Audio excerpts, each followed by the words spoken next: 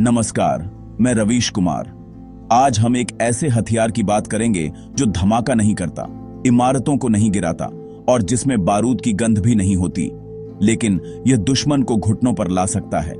चीन ने हाल ही में दुनिया को अपने एक नए हथियार से परिचित कराया है, जिसे ब्लैकआउट बम या ग्रेफाइट बम कहा जा रहा है।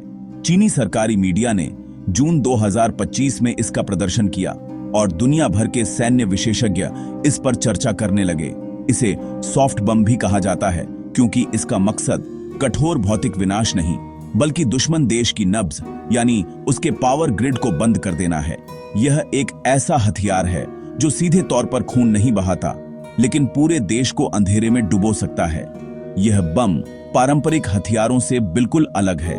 सोचिए, एक मिसाइल आती है, लेकिन वह किसी इमारत या सैन्य अड्डे पर नहीं गिरती। इसके बजाय वह हवा में ही फट जाती है और उससे कुछ ऐसा निकलता है जो दिखता भी नहीं, लेकिन कुछ ही पलों में शहर के शहर, प्रांत के प्रांत अंधेरे में डूब जाते हैं। बत्तियां गुल, फैक्ट्रियां बंद, ट्रेनें जहां की तहां रुक जाती हैं। यही इस सॉफ्ट बम का काम है। यह किसी देश की अर्थव्यवस्था और सैन्य तैयारियों की रीढ़ की हड्डी यानी उसकी बिजली व्यवस्था पर सीधा प्रहार करता है। चीन का दावा है कि यह हथियार उसे बिना खून खराबे के युद्ध जीतने में मदद कर सकता है। लेकिन क्या यह सच में इतना आसान है? क्या बिना बिजली के जीवन संभव है? इस हथियार के तकनीकी पहलू भी उतने ही दिलचस्प हैं। बताया जा रहा है कि इस बम को एक मिसाइल के जरिए दागा जाता है, जिसकी मारक क्षमता लगभग 290 किलोमीटर है।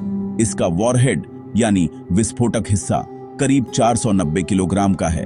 जब यह मिसाइल अपने लक्ष्य के ऊपर पहुंचती है तो यह एक बार में 90 छोटे छोटे उप हथियार छोड़ जाती है। ये छोटे बम जमीन पर गिरने के बाद फटते हैं और हवा में कार्बन या ग्रेफाइट के बेहद बारीक कणों का एक घना बादल बना देते हैं।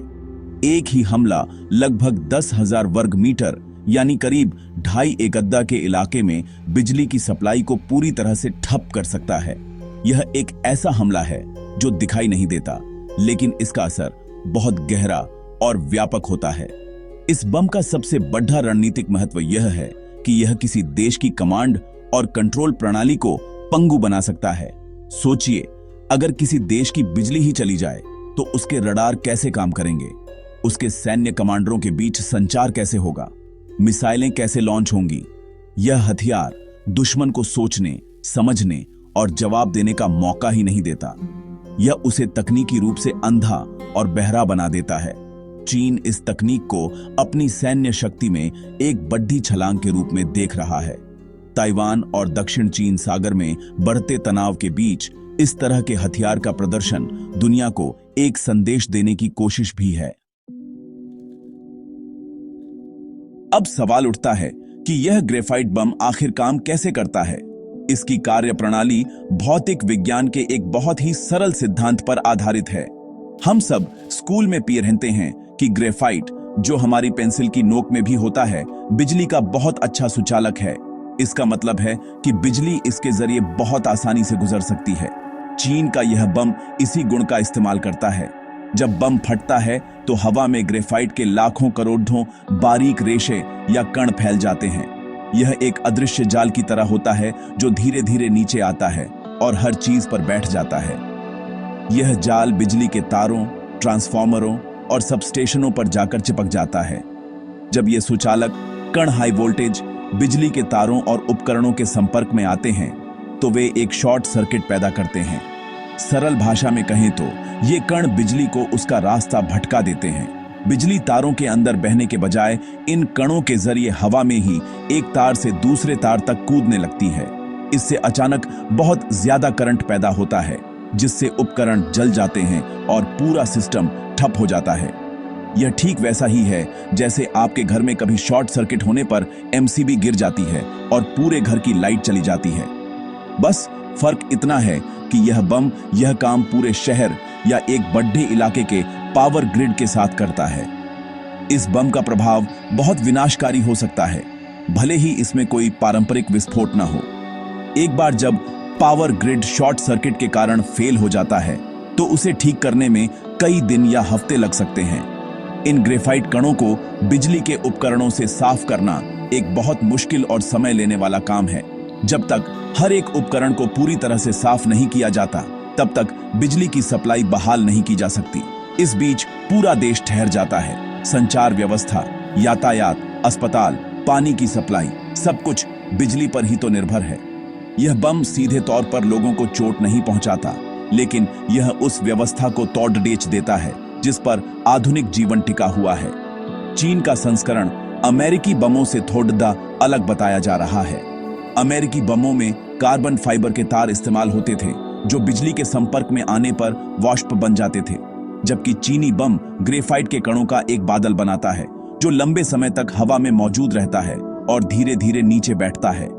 इसका मतलब है कि इसका असर ज्यादा व्यापक और देर तक रहने वाला हो सकता है। यह तकनीक चीन को युद्ध के पहले ही चरण में अपने दुश्मन पर एक बड़ी मनोवैज्ञानिक और रणनीतिक बरहत दिला सकती है। यह एक ऐसा हमला है जिसके लिए कोई देश शायद ही पूरी तरह से तैयार हो सकता है। ग्रेफाइट बम का विचार कोई नया नहीं है, इसका इस्तेमाल पहले भी हो चुका है।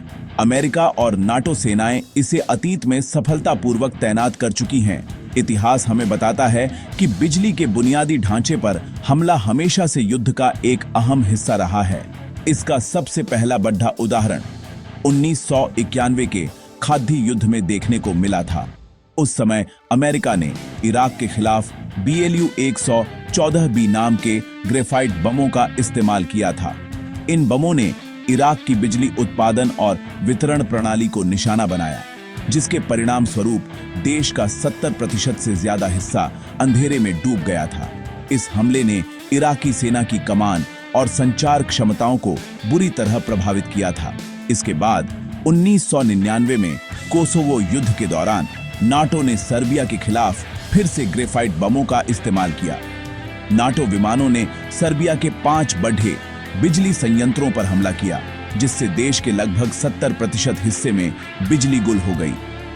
इन हमलों का मकसद सर्बिया की सैन्य मशीनरी को रोकना था, लेकिन इसका असर आम नागरिकों पर भी बहुत गहरा पड़ा। इन ऐतिहासिक उदाहरणों से यह साफ है कि पावर ग्रिड पर हमला किसी भी देश को कमजोर करने का एक कारगर तरीका माना जाता है। यह दुश्मन की लाडीडीचने की क्षमता को कम कर देता है और उसकी जनता में भय और अनिश्चितता पैदा करता है। इन अनुभवों से सीखते हुए दूसरे देशों ने भी इस तकनीक पर काम करना शुरू कर दिया। 2017 में दक्षिण कोरिया ने घोषणा की कि उसने उत्तर कोरिया से संभावित खतरे को देखते हुए अपना खुद का ग्रेफाइट बम विकसित कर लिया है। यह दिखाता है कि इस तरह के सॉफ्ट हथियार अब आधुनिक युद्ध की रणनीति का एक महत्वपूर्ण हिस्सा बन चुके हैं। देश अब यह समझ रहे हैं कि केवल सेना को हराना काफी नहीं है, बल्कि उस बुनियादी ढांचे को भी निशाना बनाना जरूरी है जिस पर सेना और पूरा देश निर्भर करता है। चीन का नया बम इसी सोच का अगला कदम है, जो पहले के संस्करणों से ज्यादा उन्नत और प्रभावी हो सकता है। चीन का दावा है कि उसका बम ज्यादा प्रभावी है। यह उप हथियारों का इस्तेमाल करता है जो ज्यादा बड़े इलाके में ग्रेफाइट कणों को फैला सकते हैं। यह बम इस बात का प्रतीक है कि कैसे युद्ध की प्रकृति बदल रही है। अब लड़ाई केवल टैंकों, तोपों और सैनिकों के बीच नहीं होती। अब लड़ाई बिजली के तारों, कंप्यूटर नेटवर्कों और संचार उपग्रहों पर भी लड़ी जा रही है। यह एक ऐसा मोर्चा है जहां एक छोटा सा शॉर्ट सर्किट भी एक बड़ी हार का कारण बन सकता है। इतिहास हमें चेतावनी देता है कि जब भी ऐसे नए हथियार आते हैं तो वे शक्ति संतुलन को बदल देते हैं और युद्ध के नियमों को फिर से लिखने पर मजबूर कर देते हैं। चीन का यह दावा कि ब्लैकआउट बम बिना खून खराबे के युद्ध जिता सकता है सुनने में बहुत आकर्षक लगता है, लेकिन यह आधा सच है। यह सच है कि यह बम सीधे तौर पर किसी की जान नहीं लेता, लेकिन इसके अप्रत्यक्ष परिणाम बहुत भयावह हो सकते हैं। सोचिए, एक बड़े शहर की बिजली हफ्तों के लिए चली जाए तो क्या होगा। अस्पतालों में वेंटिलेटर और जीवन रक्षक प्रणालियां बंद हो जाएंगी। ऑपरेशन थिएटर काम नहीं करेंगे। इससे कितने मरीजों की जान जा सकती है।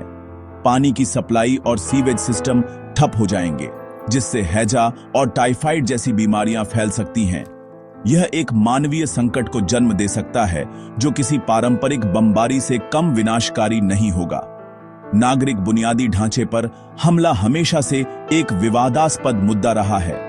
अंतर्राष्ट्रीय कानून के तहत उन हमलों को प्रतिबंधित किया गया है जो नागरिकों और सैन्य ठिकानों के बीच फर्क नहीं करते। हालांकि ब्लैकआउट बम को गैर घातक कहा जाता है, लेकिन इसका प्रभाव समाज के सबसे कमजोर लोगों जैसे कि बीमारों, बुजुर्गों और बच्चों पर सबसे ज्यादा पड़ीदी अचता है। क्या बिजली ग्रिड को निशाना बनाना एक युद्ध अपराध माना जाना चाहिए? यह एक बड़ा नैतिक और कानूनी सवाल है जिस पर दुनिया को विचार करना होगा। बिना बिजली के आधुनिक समाज एक पल भी नहीं चल सकता। यह हमला सीधे तौर पर समाज की आत्मा पर हमला करने जैसा है। इस तरह के हथियार भविष्य के युद्धों का चेहरा पूरी तरह से बदल सकते हैं। आने वाले समय में युद्ध शायद मैदानों में कम और साइबर स्पेस और इंफ्रास्ट्रक्चर पर ज्यादा लड़े जाएंगे। देश अब केवल मिसाइल डिफेंस सिस्टम पर ही नहीं, बल्कि अपने पावर ग्रिड को ऐसे हमलों से बचाने के लिए भी निवेश करेंगे। युद्ध अब केवल विनाश के बारे में नहीं, बल्कि नियंत्रण के बारे में होगा। जो देश अपने दुश्मन की सूचना, संचार और ऊर्जा प्रणालियों को नियंत्रित कर सकेगा, वही विजेता कहलाएगा। चीन का यह ब्लैकआउट बम इसी नई पीढ़ी के युद्ध का एक उदाहरण है, जहां तकनीक ही सबसे बड़ा हथियार है। अंत में यह बम हमें एक महत्वपूर्ण सवाल के सामने खड़ा करता है। हम तकनीक का इस्तेमाल किस लिए कर रहे हैं? क्या हम ऐसे हथियार बना रहे हैं जो युद्ध को और ज्यादा मानवीय बनाते हैं, या हम विनाश के नए और ज्यादा परिष्कृत तरीके खोज रहे हैं? एक तरफ चीन बिना खून खराबे की बात करता है, तो दूसरी तरफ एक पूरे देश को अंधेरे और अराजकता में धकेलने का खतरा है। यह एक ऐसा विरोधाभास है जो हमें आधुनिक युद्ध की क्रूर सच्चाई की याद दिलाता है।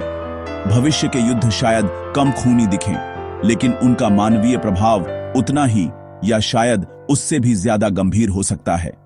स्क्रीन पर इतना ही। नमस्कार।